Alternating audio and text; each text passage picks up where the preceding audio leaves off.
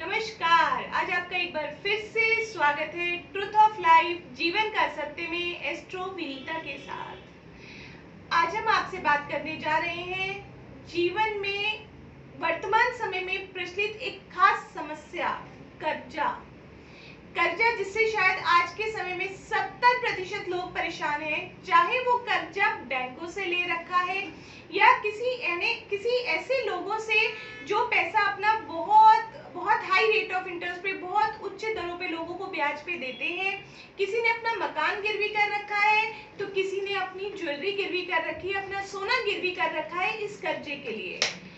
कर्जा मानव जीवन में एक ऐसी प्रतिकूल परिस्थिति होती है कि अगर हम समय पे उस कर्जे को ना निपटा पाए तो हमारा मान सम्मान दांव पे लगा होता है।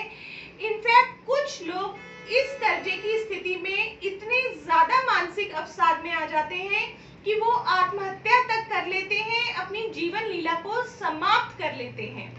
तो आज हम जानते हैं कि हमारी कुंडली में ऐसे कौन से ग्रह, ऐसे कौन से भाव हैं जो कर्जे के लिए जिम्मेदार होते हैं। सबसे पहले जब भी हम किसी की कुंडली का अवलोकन करते हैं तो कुंडली का छठा भाव रोग ऋण शत्रु का भाव होता है। तो कर्जे की स्थिति देखने के लिए कुंडली के छठे भाव को देखा जाता है। छठे भाव के साथ साथ कुंडली में मंगल की स्थिति क्या है, कुंडली में शनिदेव की स्थिति क्या है, इनको भी कर्जे के लिए देखा जाता है। इनके साथ साथ कुंडली में द्वादश भाव हमारा व्यय भाव होता है, खर्चे का भाव होता है। देखिए, जिनकी सोर्स ऑफ इनकम, अगर कोई 10,000 कमाता है और वो खर्चे में 20,000 खर्चेगा तो ये बात बिल्कुल अंडरस्टूड है कि उसको कभी ना कभी कर्जे की समस्या पैदा होगी ही होगी। अगर हमारे खर्चे अधिक होंगे तो कर्जा हमारे पे चढ़ेगा ही चढ़ेगा। या तो हम उस खर्चे के अनुसार कमाएं, अन्यथा हमें कर्जे के लिए रेडी रहना होता है। हमारा द्वादश भाव के साथ साथ हमारा द्वितीय भाव हमारा धन संचय का भाव है। जो भी हम पैसा कमाते हैं उसमें से जोड़ के रखना चाहते हैं, द्वितीय भाव से देखते हैं। हमारा एकादश भाव लाभ का भाव, जो भी इनकम करते हैं, जो भी बिजनेस करते हैं, नौकरी करते हैं, उससे जो इच्छाएं रखते हैं उन इच्छाओं की पूर्ति, लाभ, प्रॉफिट, वो हम एकादश भाव से देखते हैं। अब देखिए कुंडली में ऐसे कौन से योग, ऐसे कौन से संबंध बन जाते हैं इन ग्रहों और भावों के आपस में जिससे लोगों पे कर्जा चढ़ जाता है। देखिए, अगर आपकी कुंडली में द्वादश भाव बहुत स्ट्रांग है, द्वादश भाव का मालिक बहुत स्ट्रांग बैठा हुआ है, तो आप मान के चलिए कि आप कर्जे की स्थिति में फंस सकते हैं। अगर आपकी कुंडली में द्वितीय भाव और एकादश भाव के स्वामी का कहीं भी छठे भाव से कोई लिंक हो जाता है, छठे भाव का स्वामी द्वितीय या द्वादश में बैठ जाए, द्वितीय या एकादश में बैठ जाए, और वही द्वितीय या एकादश भाव का स्वामी छठे में बैठ जाए तो भी कर्जे की स्थिति हो जाती है। यही कहीं जो धन संचय का भाव है या लाभ का भाव है, अगर इसके स्वामी का संबंध द्वादश भाव से हो जाए तब भी कर्जे की स्थिति बन सकती है।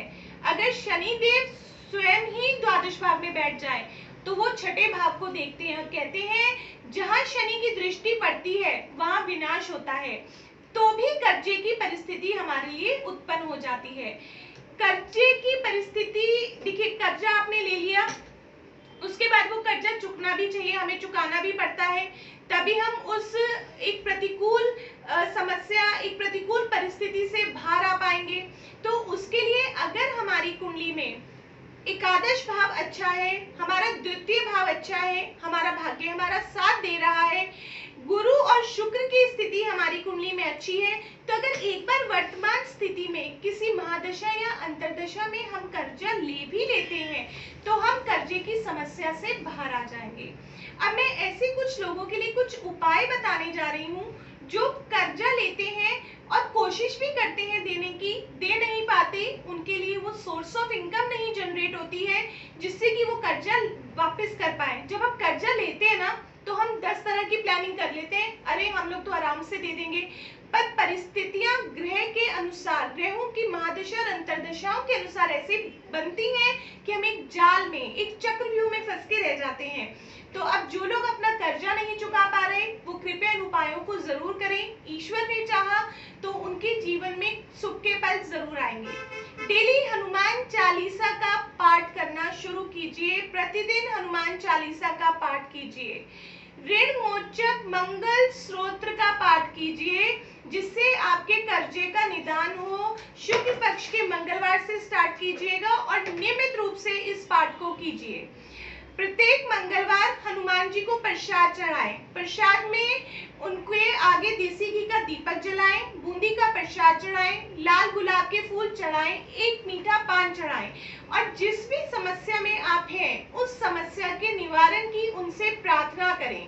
हर अमावस्या वाले दिन, हर अमावस्या के दिन पीपल पे वैसे तो हर शनिवार ही पीपल पे सरसों के तेल का दीपक जलाएं। हर शनिवार के दिन पीपल और शनि भगवान के आगे सरसों के तेल का दीपक जलाइए। अगर ऐसा करते हैं तो भी आपको कर्जे की समस्या से, देखिए कर्जा हमारा तभी खत्म होता है जब हमारे पास पैसा आना शुरू होता है।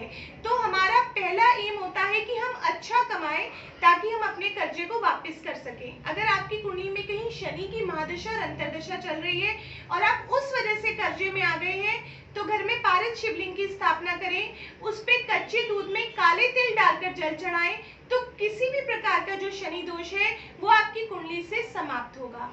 तो इन छोटे छोटे उपायों को एक बार अपने जीवन में शुरू करके देखें। देखिए, जो कुंडली में योग बन जाते हैं समस्याएं बन जाती हैं।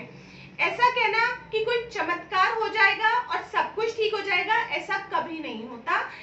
चीजें बड़ी से छोटी और छोटी से बड़ी की जाती है। अगर हमारी जिंदगी में छोटा सुख आने वाला है तो हम कोई ऐसे उपाय करेंगे कि हमें ज्यादा सुख मिले, या कोई बहुत बड़ी समस्या आने वाली है तो हम कोई ऐसा उपाय करेंगे जिससे वो समस्या छोटी हो जाए, कंकड़ की तरह हमें छू के निकल जाए।